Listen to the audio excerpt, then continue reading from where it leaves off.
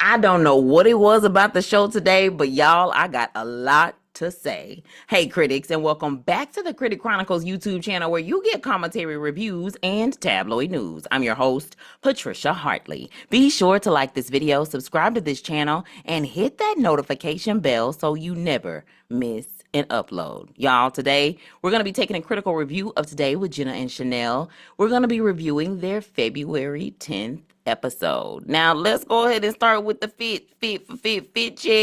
The fit check. Okay, so Jenna wore some capri style leather maroon pants. Like they was capris. Yeah, well, I said that part already, but I wasn't a fan. I was not a fan of the capris at all. She did though have on a very nice silk pajama like pinstriped top. Now I did like that top. It was cute. She also wore some like penny loafer style shoes with like a clunky heel. I did not a fan of the pants or the shoes, but I did like the top. Yes, Jenna, go top, you know? Sheinelle, Sheinelle showed up and showed out today, okay? She wore a very flowy white pant. Like I'm talking about wide leg length was there. I love a pant that drags even with a heel. And she did wear like a sling back pump with, I think it was kind of like, at first from a distance, they almost looked like they were like a leopard print, but up close, they looked like they were maybe like a orangey tan color. I could be wrong on the color. I didn't get that good of a close up of the shoe, y'all, so forgive me for that part. But she also topped off the white pants with a silk white shirt that was giving bright light and airy vibes. Her makeup was popping today a little bit more. She had on a red lip. Am I tripping? Come on now, Sheinelle, you showed up. Okay, you was ready today. Yeah, but I really, really loved the outfit was very clean, very classy. Um, yeah, so wear white more often. I talked about that brown, like that cocoa brown color, but that white Sheinelle, okay. You're my angel. White always gives like angelic. Am I tripping? Oh, angel. Okay, done, done, done. Let's go into this roundtable topic. The topic today was around Winter Olympics, and specific Winter Olympian Lindsey Vonn. She's an American alpine ski racer. She's won 4 World Cup overall championships and a gold medal in like the downhill at the 2010 Winter Olympics, the first one for an American woman, according to Google. She also recently, unfortunately, injured herself at the Winter Olympics and had to be loaded in a helicopter and airlifted and later underwent surgery later that day. And both the hospital and the U.S. skiing said she was in stable condition. Of course, the ladies just kind of sent their well wishes and just was wishing her a speedy recovery. However, they did compliment her on a post that she made saying, "Yesterday, my Olympic dream did not finish the way I dreamt it would. It wasn't a storybook ending or a fairy tale. It was just life. Unfortunately, I sustained a complex tibia fracture that is currently stable but will require multiple surgeries to fix properly. I hope if you take away anything from my journey, it's that you all have the courage to dare greatly. Life is too short not to take chances on yourself." And she says she has no regrets because the only failure in life is not trying. Shout out to her for that nice message. And of course, yeah, wishing you a speedy recovery. I think it was one of her legs that actually she ended up having to get surgery on. Speaking of Winter Olympics, Sybil Wilkes reminds us what we need to know, including the fact that Layla Edwards made Olympic history, becoming the first Black woman to ever play for Team USA in an Olympic hockey tournament. And Alina Myers Taylor is being spotlighted as the bobsleigh legend that she is. The Georgia native is also already the most decorated Black athlete in the history of the Winter Olympics. And the duo had some big nuggets. Jenna and Sheinelle did with the caviar. You know, the one that was like this free limited supply. So everyone, everybody ain't getting in. The fact that it was free, I should have known, right? When I went to the website, it said it was actually already sold out. And I think that was around like 2 p.m. or so Central Time. Yeah, I think you had to go online and just like apply to get the caviar and the nuggets. I wonder where Did y'all get it? If anybody got that, I would love to know. Now, Sheinelle and Jenna actually tried it on the show, and the ladies looked like they actually liked it. So that was a lot better. And you know what's funny is, you remember I kept talking about them soup drops that they shouldn't have tried, acting like they was cough drops and just put them in their mouth. Well, today it was funny because Sheinelle referenced that, and she was like, "Yeah, this is not the same as what them soup drops was that time." So, I knew I wasn't crazy. I knew I was not crazy. And back on the scene, Rachel Zoe, she was a guest on the show. Yeah, she recently, unfortunately, split from her husband of 26 years. Woo, that's a long time. 26 years. And she also shared how basically her business strengthens her feeling of like self-worth. She also was there to promote her new role as a castmate on The Real Housewives of Beverly Hills. Adam, why are you a housewife on the Beverly? I'm gonna read the script. At a major time in her life where she is filing for divorce. Y'all remember her and her husband used to get into it all the time when she used to do like the Rachel Zoe Project. You remember the other reality show that she had from like, I actually held on. I have the years I wrote down. 2008 to 2013 is when she actually did the show. Y'all don't be mad at me, but I'm not a fan of meeting the housewives for the first time when they are divorced. Like, if you're literally going through a divorce, like, and it's your first time being on the show, you know, like, no, I just don't know. Now, I'm not saying, now, I'm not, okay, so if you are married and you came onto the show and then it's like season 3, you know, and you were on season 1 and 2, and season 3 you're getting a divorce, that's different, right? But I'm talking about you're coming on to the show. Like, I know that Rachel Zoe's been married, you know, for years, but her coming on to the Housewives, now she's getting a divorce. That's not the same. That's not the same. I don't care what y'all say. Anyway, Rachel also talked about being financially independent, and she said that that's also a part of what made her so confident. And y'all ever heard of something called like a divorce ring? I think that they just be making stuff up, okay? They just be making this stuff up. While I'm not on board for a divorce ring, I am on board for like a divorce party. But Rachel Zoe basically ended up getting like a divorce ring that her son I guess designed for her. And I don't know, in my opinion, it sounded like Rachel Zoe had a friend that was working at this ring place, and then she gave her the idea to get a divorce ring, and they ended up getting a divorce ring, and now it's a whole thing about having a divorce ring. But yeah, the same place though that she got her divorce ring from is the same place where they also do engagement rings. They also do wedding bands, you know, so they do it all, child. Divorce, getting married, getting engaged, thinking about it, may not, should, drop the diamond, pick it up. I don't know.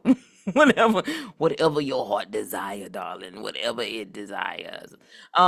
This episode was a lot of clearing of the throat, I noticed. And I have a suggestion for that, which kind of helps me now, and it also helped me when I did like theater. So I do a lot of like vocal warm-ups. They do help with that, you know. What's to do to die today, like a big back, you know, stuff like that, like tongue twisters, my Bonnie lies over the ocean, even like singing the alphabet. It just kind of helps to kind of warm up your voice and kind of get the mucus, you know, out of your throat. And even like the cold and like the sickness cleared out a little. Like if you ever had to perform and you were sick, you know, anybody been sick? Yeah, the Lord been good to me. Okay. That was a different flashback, y'all. Don't make me go gospel. Let me quit playing around. Let me stop playing. I forgot where I was going with that. But yeah, vocal warm-ups is something that I like to actually do. I need to get back into doing them a lot more than what but when I used to do radio, I used to do them all the time. And anytime I do a role or a play, or if I'm doing anything on the stage, whether it's hosting something, whether it's speaking, whether it's, especially if I'm going to be doing like a character, I'm definitely doing you know, all the vocal warm-ups. But they help as well. And also, you know, having tea, which I know that you ladies always have that, you know. Anyway, but moving right along, shout out to Chloe Malle. I think it's the way I say her last name.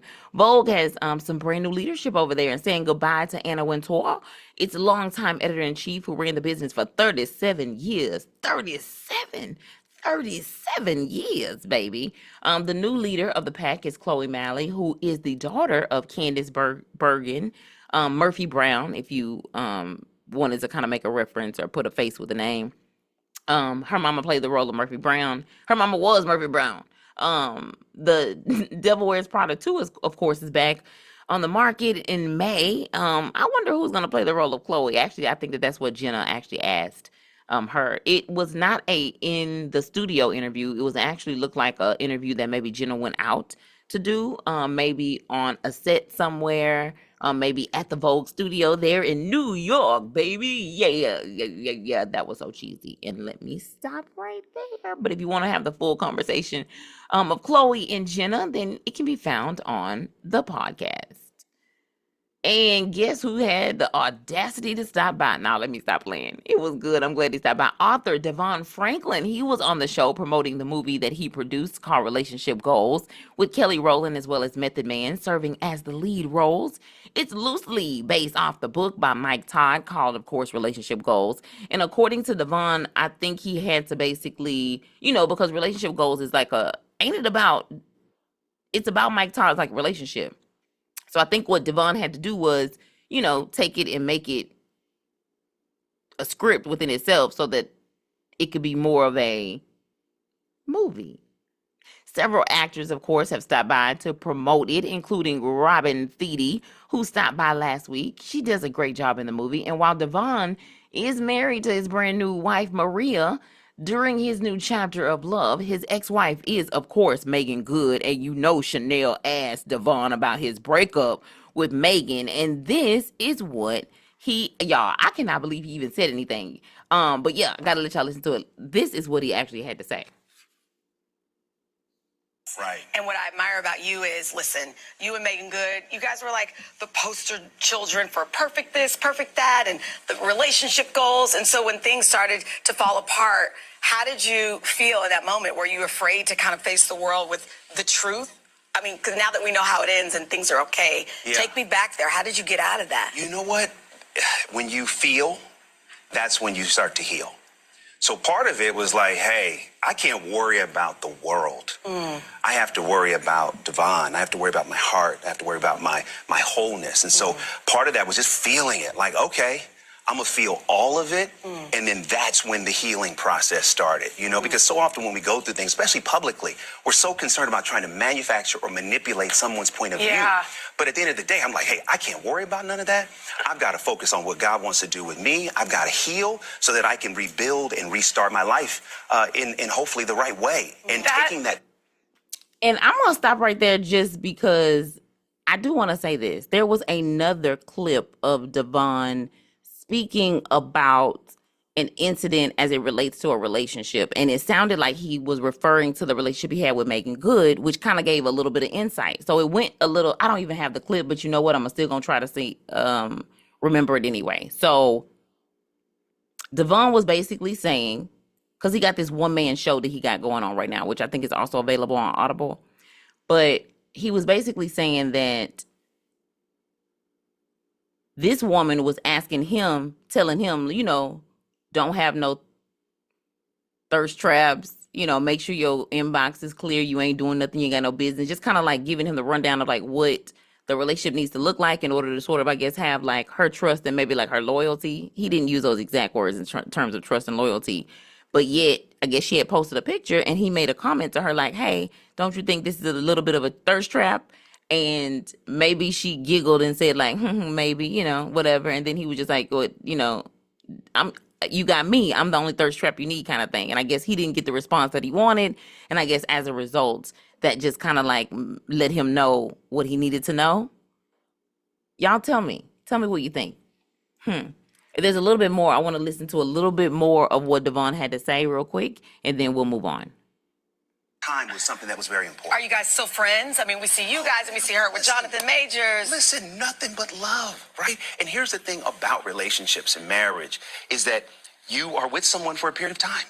And during that period of time, you are exactly getting what you need, and then you move on to whatever may be next. And sometimes that period of time is a lifetime. Sometimes that period of time is a year. Sometimes it's 10 years. But what I've learned is don't look at it as it didn't work. It worked for what it needed to, for the growth in each of us to happen. So yeah, nothing but love, and so grateful to be here. So I will say that DeVon kind of got a little testy, I feel, after they asked him, sort of followed up about it, about her and Jonathan Majors or whatever. So I feel like he got a little kind of like, nothing but love, but it was kind of like, because I feel like they did talk about more of Meagan Good and him probably than they talked about his actual movie that he's promoting. And then he even talked about his current relationship that he has with the girl named, is it Maria? It make me want to sing that song, Don't Cry For Me, Argentina. I don't know why. I don't even know why. Y'all, somebody help me. Help me. Yeah, but I sensed a little bit of something on the other part of it. Just kind of in his voice. You divorced her, buddy. I still want to know why. Why is the wait over? And before y'all keep telling me, talk about, girl, give it up. Well, y'all shouldn't have gave me no book talking about the wait. Speaking of the wait is actually available on Libby, which is a free streaming platform made possible through our public library. I need to move on, but I ain't. Well, I'll move on topics, but I'm still going to talk about the fact that Meagan and DeVon tricked us. They fooled us. Or maybe did I want to be fooled? Anyway, I saw most of the movie Relationship Goals. I still got the other half that I actually have to finish. It was, from what I seen, it was very good. I got to the part where the three ladies actually go out and they're like dancing. And they do the routine. So I finally got to see that part, but I have not seen anything after that. But it basically reminds me of like a modern day Act Like a Lady, Think Like a Man. I hope they don't mind me doing like a little bit of a comparison, but I bet that that's what DeVon thought when he read the Relationship Goals book and said, okay, let's convert this over. It's not just him that actually is converting it over, the script over. He has a whole team of people that actually helped him do that. Forgive me, but I don't have their names in the script. But yeah, additionally, there's some other resources as well that's available via Libby, which is the free streaming platform made possible through our local library. A book that he has called Live Free, The Truth About Men, The Hollywood Commandments, and the one that I have read as a reminder, The Wait, him and Meagan Good. My question is, DeVon, are you going to actually do a book with your new wife? Y'all going to do a book together? Don't do it. Cause y'all gonna leave us hanging no matter what. Don't tell me about how it was great and then don't tell me when it's over. Okay, I don't appreciate it. I still don't appreciate it. I need to move on, but I haven't. Shout out to Preston Conrad. He was also on the show with some fashion decor, but for the home, yes, okay, fashion decor. The ladies did like a Olympic style sort of sweater stacking competition in which Jenna won. I know they are promoting like the Winter Olympics, y'all, but I'm hoping that they're gonna do some more segments like the one Aisha did when she highlighted like Black-owned businesses and brands. Holla if you hear me.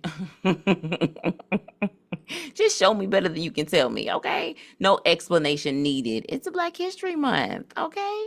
And as a reminder, here at the Critic Chronicles, our goal is to provide quality but juicy content from websites, digital magazines, and tabloids, most of which are sourced from our public libraries. Research from the National Library of Medicine show that there are an estimated 17,000 public libraries nationwide, totaling 4 million visits each day. Public libraries are civic organizations that are committed to providing invaluable resources beyond books that are free and open to the public. Get your library card to access thousands of resources today and all of Jenna's book recommendations. For access to the full YouTube episode of Today with Jenna and Sheinelle, check out the show notes in the description box. We are hosting Blogmas in honor of Black History Month, and we'll release a video every day in the month of February 2026. We are also using this as a kickoff to 1,000 subscribers, so tell a critic of a critic to subscribe, baby. And also be sure to subscribe to our backup channel, Hey Critics, also linked in the show notes. Thanks again for tuning in to the Critic Chronicles YouTube channel where you get commentary reviews and tabloid news. Be sure to like this video, subscribe to this channel, and hit that notification bell so you never miss an upload.